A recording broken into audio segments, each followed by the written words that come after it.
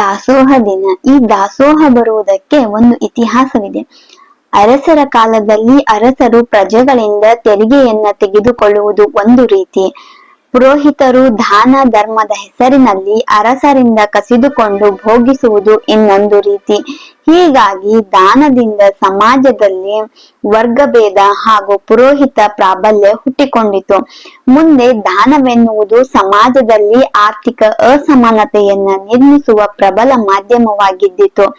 ಇಂತಹ ಶೋಷಣೆ ರೂಪದ ದಾನ ವ್ಯವಸ್ಥೆಯನ್ನ ಮತ್ತು ದಾನದ ದುರುಪಯೋಗವನ್ನ ಕಂಡು ಅದನ್ನ ಸದೆಬಡಿಯಲು ಬಸವಾದಿ ಶರಣರು ಒಂದು ಹೊಸ ತತ್ವವನ್ನ ಅನುಷ್ಠಾನಕ್ಕೆ ತಂದರು. ಅದುವೇ ದಾಸೋಹ ತತ್ವ. ಸೋಹಂ ಎಂಬುದು ಅಂತರಂಗದ ಮದ ನೋಡಯ್ಯ, ಶಿವೋಹಂ ಎಂಬುದು ಬಹಿರಂಗದ ಮದ ನೋಡಯ್ಯ. ಈ ದ್ವಂದ್ವವನಳಿದು ದಾಸೋಹಂ ಎಂದೆನಿಸಯ್ಯ. ಕಪಿಲ ಸಿದ್ಧ ಮಲ್ಲಿಕಾರ್ಜುನ.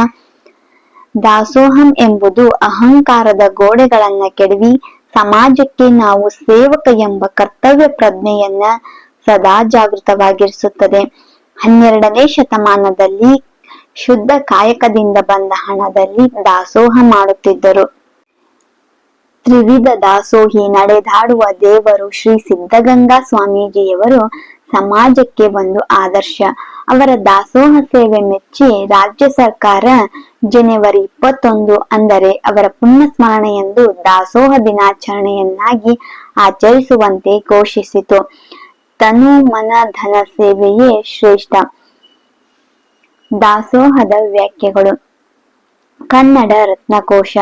ದಾಸೋಹ ಒಂದು ಸೇವಾ ವೃತ್ತಿಯಾಗಿ ಶಿವಭಕ್ತರಿಗೆ ಮಾಡುವ ಆರೋಗಣೆಯಾಗಿದೆ.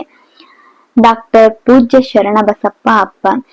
ತನ್ನ ಪಾಡಿಗಲ್ಲದೆ ಪರಹಿತಾರ್ಥ ಮಾಡುವಲ್ಲಿ ಲಿಂಗಾರ್ಪಿತವೆಂದು ಅರ್ಪಣೆಗೈಯುವುದೇ ದಾಸೋಹ. Doctor MM. ಕಲ್ಬುರ್ಗಿ. ದಾಸೋಹವೆಂದರೆ ವರ್ಗ ವರ್ಣರಹಿತವಾಗಿ ಭಕ್ತಿ ಸಮಾಜ ಅಥವಾ ಜಂಗಮದಲ್ಲಿ ಮುಕ್ತವಾಗಿ ನಡೆಯುವ ವಿನಿಮಯ ಕ್ರಿಯೆಯಾಗಿದೆ. Doctor ಸಾಶಿ Marulayya.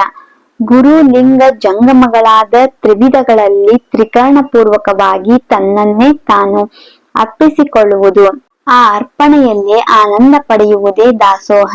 Doctor M. Chidananda ಮೂರ್ತಿ.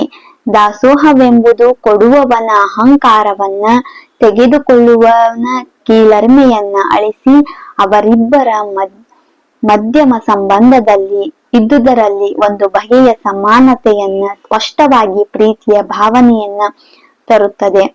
Doctor V G. ಪೂಜಾರ್. ಮಾನವ ತನ್ನಲ್ಲಿರುವ ಅಹಂಕಾರ, ಮಮಕಾರ, ತಾರತಮ್ಯ ಭಾವನೆ, ವರ್ಗಭೇದ, ಲಿಂಗಭೇದ, ಜಾತಿಭೇದ ಇವೆಲ್ಲವುಗಳನ್ನ ಬಿಟ್ಟು ತನ್ನಲ್ಲಿರುವ ವಸ್ತುವನ್ನ ತನ್ನ ಸುತ್ತಲಿನ ಜನರಿಗೆ, ಸಕಲ ಜೀವಾತ್ಮರಲ್ಲಿ ಶಿವಾಂಶವನ್ನ ಕಂಡು ಅರ್ಪಿಸುವುದೇ ದಾಸೋಹವಾಗಿದೆ.